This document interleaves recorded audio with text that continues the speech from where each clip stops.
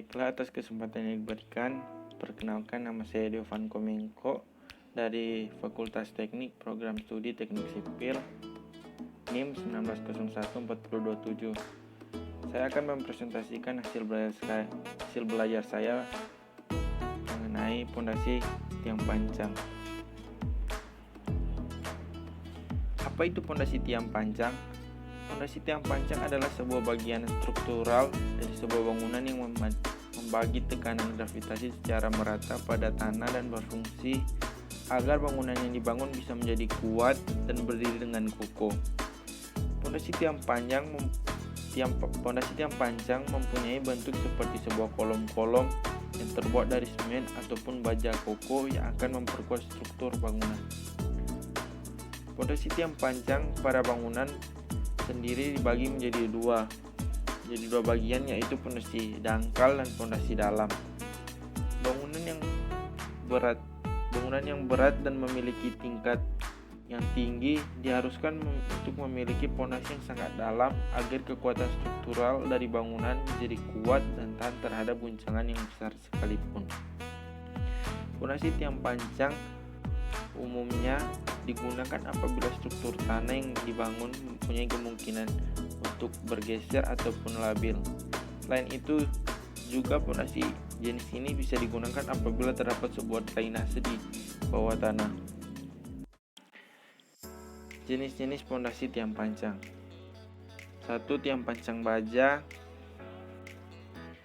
Pondasi tiang pancang baja umumnya berbentuk pipa atau profil H, dan umumnya tiang jenis ini kuat, mampu menahan beban yang berat, dan penyambung tiang dapat dilakukan dengan sangat mudah, yaitu dengan metode pengelasan. Tiang baja pipa dapat dipancang dengan bagian ujung yang tertutup maupun terbuka. Pemancangan dengan bagian ujung yang terbuka lebih menguntungkan dari segi kedalaman penetrasi yang dapat dicapai dibandingkan dengan tiang baja yang pancang dengan bagian ujung yang tertutup. Pemancangan tiang baja dapat dikombinasikan dengan pengoboran bila diperlukan. Misalnya, bila penetrasi tiang pada tanah yang berbatu, penggunaan tiang baja dengan ujung yang terbuka memudahkan pekerjaan untuk mengeluarkan tanah yang berada pada bagian dalam pipa dan dapat diisi kembali dengan beton jika diperlukan. Kedua, tiang pancang kayu. Jenis pondasi tiang pancang yang paling primitif adalah tiang pancang kayu. Pondasi jenis ini mudah diperoleh pada daerah-daerah tertentu, siap dipotong sesuai dengan pancang yang diinginkan, dan pada kondisi lingkungan tertentu dapat bertahan lama. Kelemahan pondasi tiang pancang yang terbuat dari kayu adalah mempunyai umur yang relatif kecil akibat serangan jamur, zat-zat kimia lainnya, terutama pada daerah yang di muka air tanah sering naik dan turun sehingga kedangkalan membutuhkan perilaku khusus. Ketiga, pondasi tiang pancang beton. Pondasi tiang pancang beton tentunya pencetakan, proses curing, dan penyimpanan tiang pancang beton telah dilakukan di pabrik sebelum dipancang. Ada berbagai bentuk penampang tiang jenis ini, mulai dari bentuk lingkaran, bujur sangkar, segitiga, dan oktagonal.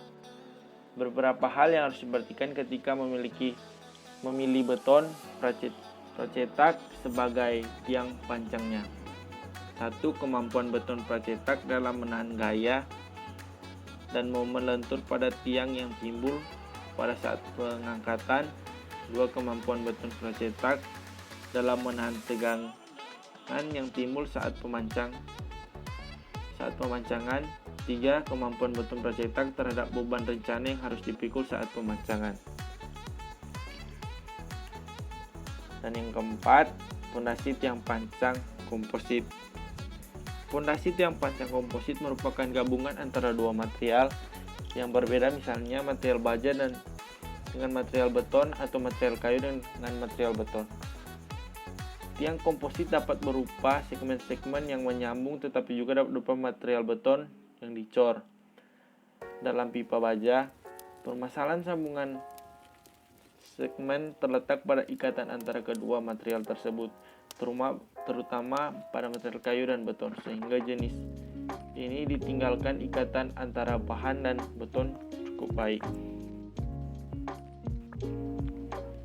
Alat pemasang tiang pancang.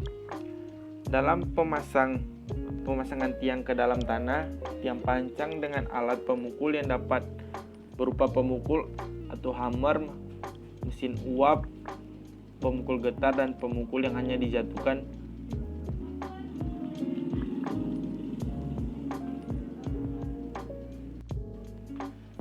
satu pemukul jatuh atau drop hammer. Pemukul jatuh terdiri dari barok pemberat yang dijatuhkan dari atas. Pemberat ditarik dengan tinggi, lalu kemudian dilepas dan menumbuk tiang. Pemakaian alat tipe ini membuat pelaksanaan pemancangan berjalan lambat, sehingga alat ini hanya dipakai pada volume pekerjaan yang kecil. Kedua, pemukul aksi tiang. Pemukul aksi tunggal berbentuk memanjang dengan ram yang bergerak naik oleh udara atau uap yang terkompresi, sedangkan gerakan turun ram disebabkan oleh beratnya sendiri. Energi pemukul aksi tunggal adalah sama dengan berat ram dikalikan tinggi jatuh. Yang ketiga, pemukul aksi double. Pemukul aksi double menggunakan uap atau udara untuk mengangkat ram dan untuk mempercepat gerakan ke bawah. Kecepatan pukulan dan energi output biasanya lebih tinggi daripada pemukul aksi tunggal. Keempat, pemukul diesel. Pemukul diesel terdiri dari silinder, ram, balok, anvil, dan sistem injeksi bahan bakar. Pemukul tipe ini umumnya kecil, ringan, dan digerakkan dengan menggunakan bahan bakar minyak energi. Pemancang total yang dihasilkan adalah jumlah benturan dari ram ditambah energi hasil dari ledakan. 5. Pemukul getar. Pemukul getar merupakan unit alat pancang yang bergetar pada frekuensi tinggi. 6. Hydraulic hammer. Alat ini sering digunakan untuk pemancangan pondasi tiang baja serta pondasi lempengan baja dengan cara dicengkram, didorong, dan ditarik. Meski kekuatannya luar biasa, hydraulic hammer itu tidak banyak menimbulkan getaran maupun polusi suara. Penggunaan bangunan di sekitar lokasi pemancangan pun relatif aman dari kemungkinan kerusakan.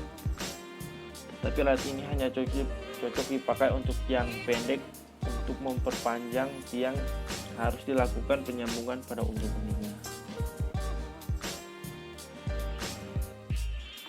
Metode pelaksanaan pondasi tiang pancang. 1. Persiapkan lokasi pemancangan. Mempersiapkan lokasi di mana alat pemancang akan diletakkan. Tanah harus dapat menopang berat alat. Bila mana elevasi akhir kepala tiang pancang berada di bawah permukaan tanah asli, maka galian harus dilaksanakan terlebih dahulu sebelum pemancangan. 2. Persiapan alat pemancang. Pelaksanaan harus menyediakan alat untuk memancang tiang yang sesuai dengan jenis tanah dan jenis tiang pancang, sehingga tiang pancang tersebut dapat menumbuk masuk pada kedalaman yang telah ditentukan untuk mencapai daya dukung yang telah ditentukan tanpa kerusakan. Bila diperlukan, pelaksanaan dapat melakukan penyelidikan tanah terlebih dahulu. Alat pancang yang digunakan dapat dari jenis drop hammer, diesel, atau hidrolik. Berat palu pada jenis drop hammer sebaiknya tidak kurang dari jumlah berat tiang beserta topi pancangnya. Sedangkan untuk diesel hammer, berat palu tidak boleh kurang dari setengah jumlah berat tiang total beserta topi pancangnya, ditambah 500 kg dan minimum 2,2 ton. 3. Penyimpanan tiang pancang. Tiang pancang disimpan di sekitar lokasi yang akan dilakukan pemancangan. Tiang pancang harus disusun seperti piramida dan dialasi dengan kayu 5/10. Penyimpanan dikelompokkan sesuai dengan tipe diameter, dimensi yang sama. 4. Pemancangan. Kepala tiang pancang harus dilindungi dengan bantalan topi atau mandrel. Tiang pancang dikaitkan pada sling yang terdapat pada alat, lalu ditarik sehingga tiang pancang masuk pada bagian alat. Pertama, tiang pancang dimasukkan pada bagian alat. Kedua, tiang pancang diluruskan. Ketiga, kemiringan dicek dengan waterpass. Setelah kemiringan telah sesuai, kemudian dilakukan pemancangan dengan menjatuhkan palu pada mesin pancang. Bila kedalaman pancang lebih daripada panjang tiang pancang satu batang, maka diperlukan penyambungan dengan tiang pancang kedua, yaitu dengan pengelasan.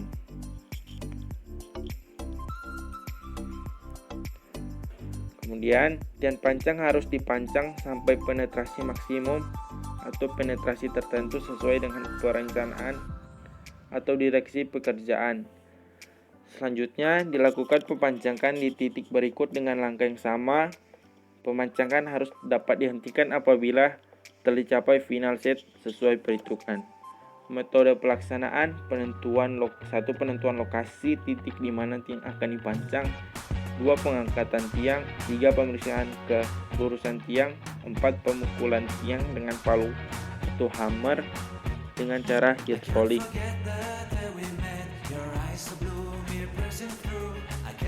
Sekian dari presentasi saya. Mohon maaf apabila ada salah kata. Sekali lagi terima kasih.